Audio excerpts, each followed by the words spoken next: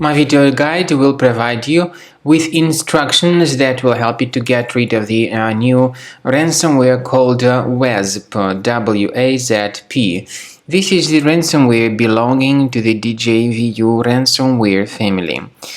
My video, however, is only for the educational purposes. I am not related to this ransomware and I am not promoting this ransomware.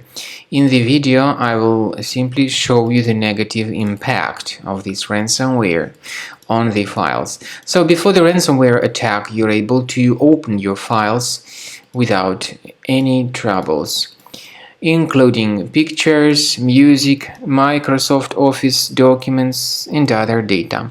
Sadly, because of certain leaks and vulnerabilities in the system, this ransomware may be easily injected into the computer, and very soon users realize that their files have been damaged and encrypted by this Wazp ransomware from the DJVU family.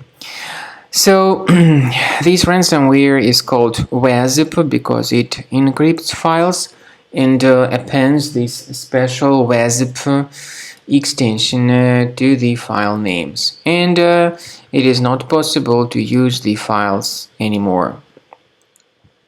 The ransomware then tells the victims that they need to pay a special ransom for file recovery. Nevertheless, paying the ransom is not a good idea. This does not guarantee the file restoration. So if you pay the ransom, you may just waste your money. Don't pay it. So don't pay the ransom and don't waste your money. I recommend that you immediately get rid of this ransomware with the help of reliable antivirus program. My recommendation is that you use Combo Cleaner Antivirus for this purpose. Get it on the page combocleaner.com, download the application, install the software, and then start carefully researching the system. Combo Cleaner is initially in the trial mode. Only quick scan option is available. Click on Start Scan button and then begin researching the computer. Most likely the program will first of all update its anti-malware database.